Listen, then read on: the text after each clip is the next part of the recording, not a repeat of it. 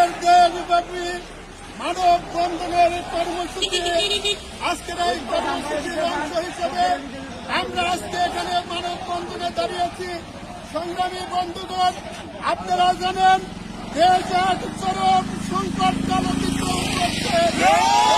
রাজনৈতিক ব্যবস্থাকে ধ্বংস করার জন্য রাজনৈতিক নেতৃবৃন্দকে গ্রেপ্তার করে মিথ্যা মামলায় সাজা দেওয়া হচ্ছে।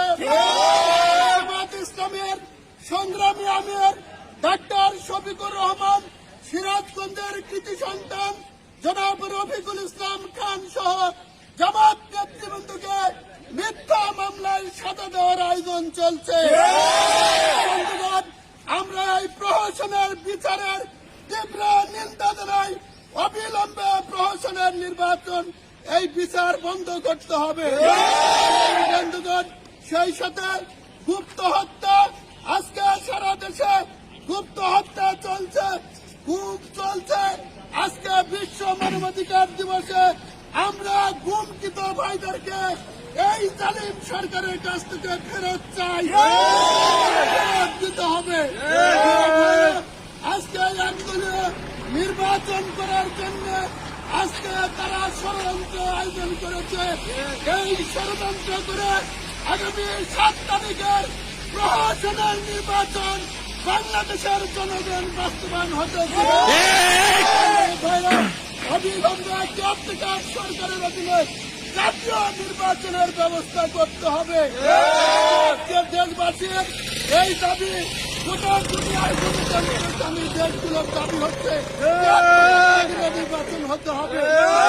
আওয়ামী লীগও চাই কেয়ারটেকার অধীনে নির্বাচন। একমাত্র শেখ হাসিনার এক গুইমির কারণে দেশ আজকে সংকটের দিকে যাচ্ছে। প্রধানমন্ত্রী বলেছেন মার্চ মাসে দেশে দুর্ভিক্ষ হবে। মানুষও জানে, আমরাও জানি, দেশের সকল সম্পদ লুটপাট করে খাওয়া হয়েছে। সেই দুর্যোগ ধেয়ে আসতে, এই দুর্যোগ থেকে জাতিকে বাঁচাইতে হলে, দেশকে বাঁচাইতে হলে, স্বাধীনতাকে বাঁচাইতে হলে আজকে কেয়ারটেকার সরকারের অধীনে অবাধ নির্বাচনের কোন বিকল্প নাই। দেশবাসীর কাছে আহ্বান জানাই, এই জালিম সরকারের বিরুদ্ধে ঐক্যবদ্ধ আন্দোলনে আজকে দেশবাসীকে ঐক্যবদ্ধ আন্দোলনে অংশ নেওয়ার জন্য আমরা আহ্বান জানাই। সংগ্রামী বন্ধুগণ, সেই সাথে আগামী দিনের সকল কর্মসূচিতে ঐক্যবদ্ধভাবে অংশগ্রহণের আহ্বান জানিয়ে